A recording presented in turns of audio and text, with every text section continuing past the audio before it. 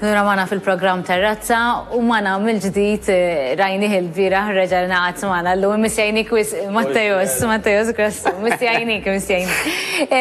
Mattejus, huwa suġġett popolari u għalek kemm jista' jkun nipprovaw nisirqu l ftit mill-ħin tiegħek għaliex nafu illi hija xi ħaġa illi qed nipprovaw kemm jista' jkun qajmu kuxjenza dwar il-fatt illi wieħed iżomm ruħu kemm jista' jkun b'saħħtu.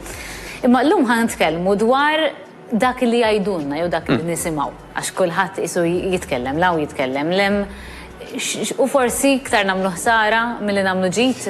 L-ewwel qed inkun tal-istedina u mhux tal-li tkun qed tisraq lil ħin, tal-li tkun qed tgħinni għax di xi ħaġa li nħobb nagħmel ħafna number one. U rid ngħid grazzi u proset lilek u lil kull min jagħti anke spazju lil fitness għax sfortunatament il-ħajja kif inhi llum tant aħna mbubbarjati minn affarijiet differenti. Illi faċli npoġġu lilna nfusna l-aħħar. U mhux tab xejn illi nisimgħu b'ħafna kundizzjonijiet fosthom ansjetà fuq livelli ieħor anke depressjoni. Għax daw fost l-oħrajn tabib minix kif taf inti, però fost l-oħrajn anke tobba jgħidulek illi tiġi minħabba dak li jkun jinsa lilu nnifsu u jingħalaq qisu fil-problemi tiegħu stess. Illi normalment insibu li pereżempju din l-ansjetà u d-depressjoni iktar taqtana minn man-nies milli tgħinna jew milli timbuttana biex nissoċjalizzaw. U kemm importanti anke fejn jidħol l-exercise huwa fatt magħruf. Illi dawk in-nies li jagħmlu l-exercise f'ambjent tal-grupp fejn hemm nies oħrajn huma l-aktar nies li għandhom tendenza li jżommuha kif spjegajna l-aħħar programm jiena u inti bħala lifestyle, bħala tul ta' żmien. Għax da inut li nidħol isnien għal sprintek, jieħu nagħmel daw ix-xarjar, mbagħad wara dawk ix-xarjar ġa nispiċċa fejn kont back to square one, għax daqshekk ma solvejt xejn. Okay, forsi qed daw ix-xarrej ġiet naqa' dik il-libsa li kelli qed tistenni fil-gwardarobba, però mbagħad erġajna back to where we started. Allura, dik mhux idea tajba. U kif qed tajjeb ħafna inti, hemm affarijiet li jisa illi forsi nisimgħuhom ġenwinament ta' forsi mill-ġenituri jew nanniet jew il-qrabat jew il-ġirien illi huma ħrejjef illi fil-verità ma tantx jagħmlu ġid jew nistgħu ngħidu wkoll illi mhux bil-fors nimxu magħhom. U ħanibda il-famuż breakfast. Kemm smajna minn dukolna tfal żgħar. Tittikol xi ħaġa filgħodu biex tistarti l-metabolismu. Mela dik iċ-ċavetta tal-karozza li trid iddawwara biex tixel il-magna xejn jaqsam. Anzi iktar ma jgħaddi żmien li qed isibu. U di fil-fatt qed jużaw anke bħala intervent anke ċertu klienċi u sptarijiet speċjalment fl-Amerika. Illi meta inti tipprogramma tippjana l-ġurnata tiegħek li tibda tiekol aktar tard. Mela pereżempju inti flok ma tieħu il-breakfast tiegħek fis-sitta ta' filgħodu, l-ewwel darba li tiekol ikun eżempju f'nofsinhar, mhux tal-li ma tagħmilx ħsara, tal-li hemm ċertu ġid illi inti ħadd approfitta minnu, illi kieku inti kielt fis-sitta ma kontx tieħdu dak l-istess ġid. Dak li jgħidulu intermittent fasting. Issa kif dejjem ngħid anke hawnhekk Lisa, dejjem nieħdu parir ta' tabib. Għax dan hemm kundizzjonijiet hemm anke mediċini illi inti trid tiekol magħhom l-ewwel ħaġa filgħodu, etc. Jiena mhux qed nappella hawnhekk mhux tabib, jiena qed nitkellem b'mod ġenerali għal fat loss, għat-toning u anke għas-saħħa ġenerali. Hemm ħafna min jibbenefika jekk flok ma tibda tiekol filgħodu kmieni, tiekol l-ewwel ikla aktar tard fil-ġurnata. U hemm min jgħid allura x'nagħmel bejn is-sitta u nofsinhar ingiddem difrejja? Le. Anzi qed isibu illi jekk inti f'dawk ngħidu aħna 6 sigħat, illi soltu tkun diġà kilt.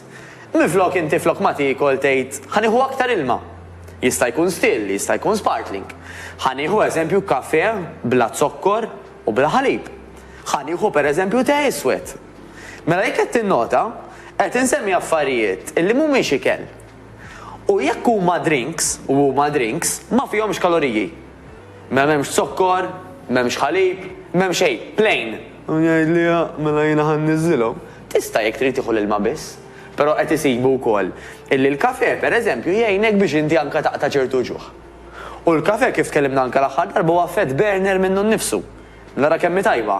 Qed nieħu xi ħaġa li qed tgħinni naqta' l-ġuħ. Tajjeb għax dak il-ħin jiena mdorri niekol is-soltu. Okay?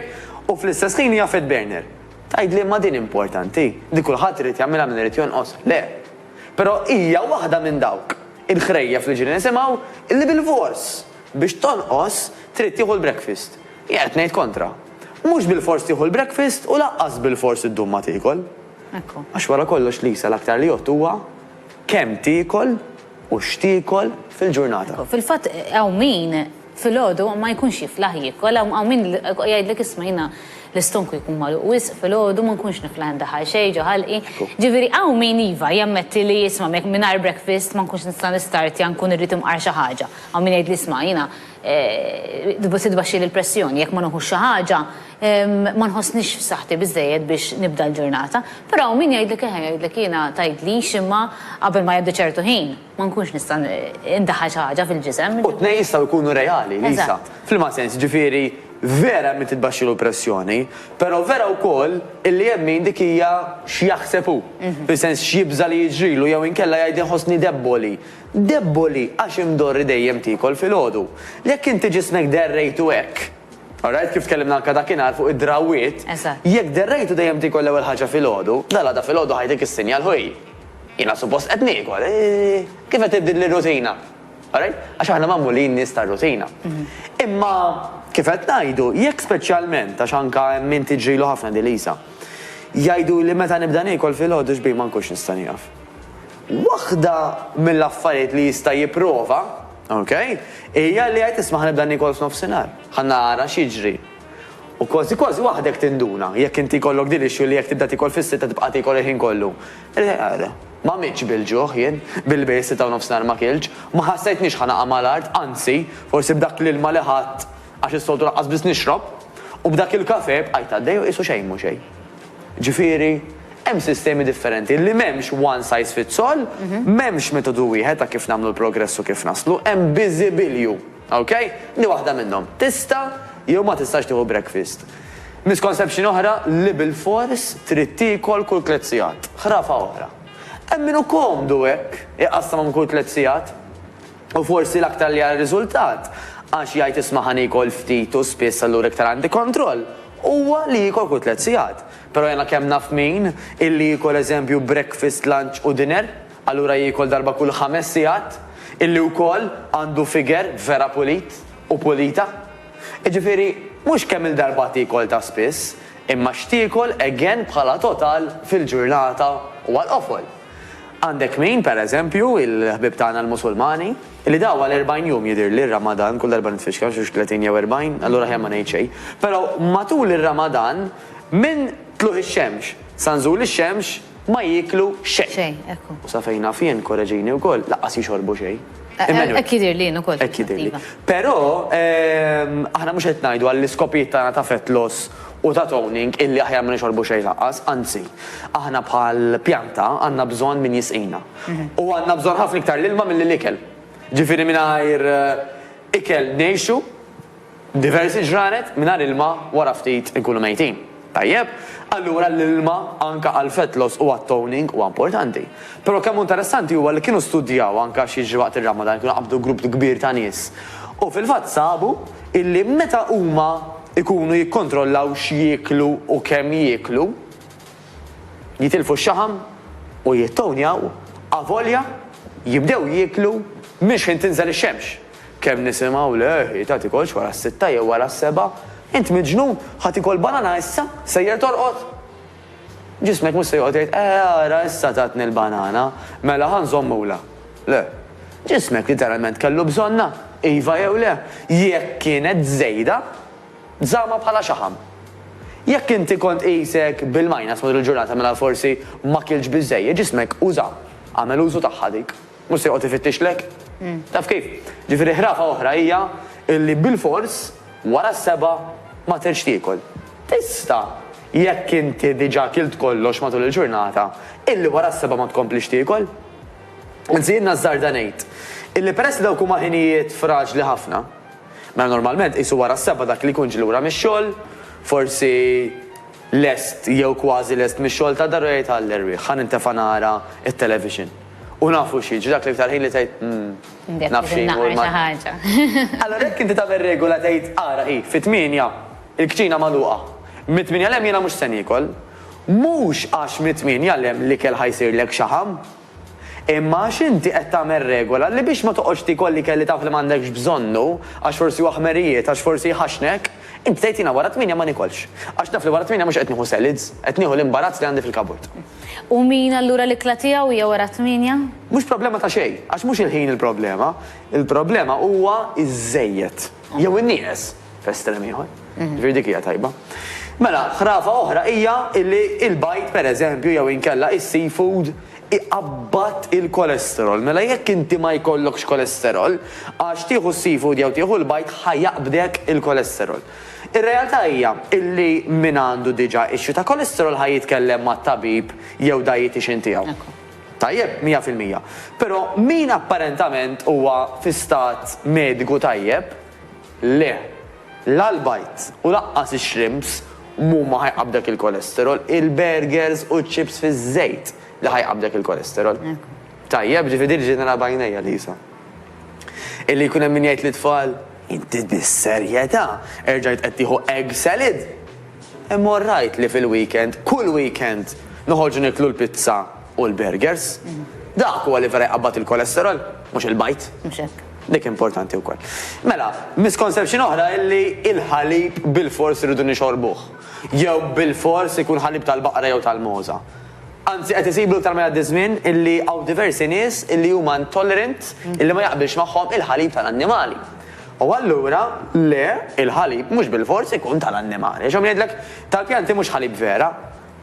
Coconut milk, plant milk, dawk l-affarijiet ġifieri rice milk, etc. huma alternattivi tajbin. Ukoll u again, min ma jogħġbux il-ħalib, mhux għax mhux se jew ħalib ħajara xi ħaġa drammatika, għax anke dak li jgħidulu kalsjum. Tajjeb illi huwa hemm il-fama illi da jiġi mill-ħalib. Fil-verità, jista' jittieħed minn affarijiet bħal brokkoli. Again, pereżempju min jgħidlek fix-xitwa, u ħafna l-arinġ ta' ħabba l-vitamin C. Ta' min ngħidu li hemm xejjex illi fihom ħafna iktar vitamina C l-arinġ. Mela again, misconception oħra li bil-fors tieħu l-arinġ fix-xitwa. Il-vitamin C tista' tiġi minn postijiet oħrajn. U għalfejn qed insemmi dawn l-affarijiet Lisa. Għax dawn huma affarijiet illi bla ma rridu jekk nemmnuhom jillimitawna. Iġeluna naraw il-ħaġa bħala ara ħej. Jekk jiena rrid ikolli ġisem, di triq irrid naqbad dal-ftit ikel, dil-ftit għażla, da swat, illi jekk inti diġà tħalt għali għadi b'dik il-mentalità li għandi daw ir-regoli vera stretti, mhux ovvja li mhux ħażżomma. Ir-realtà hija illi hemm biżibilju metodi ta' kif aħna nistgħu naslu. Hemm min jgħidlek imxi bil-blood type skont id-demm, ħrafa oħra. Dik hija provata illi mhux vera trid timxi skont id-demm tiegħek bil-fors. U di pereżempju ġas biex insemmi da suġġett, ma tgħidlekx tagħmel xejn ta' barra minn hawn ta'. Pereżempju dil-famuża blood type diet ma tgħidlekx, isma' hi trid tikol il-burgers u l-pizza? Le. Imma tgħidlek pereżempju jekk inti tip ta' demm mod, tittevita dak l-ikel avolja apparentament huwa healthy, mela pereżempju tittevita l-laħam jew tittevita l-ħut. Għax id-demm tiegħek qed jgħidlek biex tevita l-laħam jew il-ħut. Mhux vera. Kull individwu huwa differenti. U maħniex differenti skont it-tip ta' demm. Aħna differenti bħala individwali, dak li jgħidulu DNA. Issa jiena pereżempju jiena u hija, it-tnejn l-istess tip ta' demm.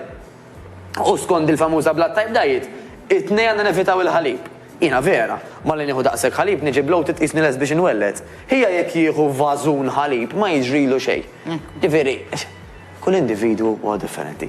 Dejjem nieħdu parir ma' tabib jew id-dietitian tagħna illi verament ikun jista' jgwidana. Hawn anke kliniċi tal-allerġiji illi jistgħu jgwidawna aħjar, mhux naqbad u ngħid isma' skont id-demm tajjeb u daqshekk. Jiġifieri di oħra. Hemm min jgħidlek il-lunch li kemm nista' nikol ftit xi dwejja, mela aħjar ma nsegwi xejn. U ħafna nies meta jagħmlu daw ir-regoli jgħidu mela jiena ma nagħmel xejn mill-ewwel ħin. Alright, għax jiena da ma nistax nagħmel, ma jistax ikun nikol kull 3 sigħat, ma jistax ikun noqgħod nieħu l-breakfast, ma jistax ikun hekk, ma jistax ikun hekk. U ma nagħmel xejn mill-ewwel. Minn qabel ma beda. Qabel ma tibda, mhux bil-fors daw il-ħmerijiet. Niċċekkjaw verament fuqhom u niċċekkjaw jekk jista' jkun mhux mal-internet. Għax mal-internet tkun ħadd jkollu l-aġenda tiegħu. Niċċekkjaw mat-tabib, man-nutritionist, mad-dietitian tagħna biex naraw naqra anka fejn jidħol l-ikel xjotta lina jew le. Fejn jidħol eżerċizzjonalment hemm coaches illi wkoll ħmerijiet hemm min jgħidlek isma' qod on the spot jew qod uża dik il-vibrator. Naraw naqra kemm verament jgħinu jew le daw l-affarijiet. Nieħdu parir mand coach fejn jidħol l-exercise ħalli jekk jista' jkun ma nitilfux żmien u naraw riżultati ħafna qabel. Da dubju ta' xejn. Grazzi ħafna Mattil tal-li kont magħna. Waqfa qasira titreklami nkunu magħkom dal-waqt.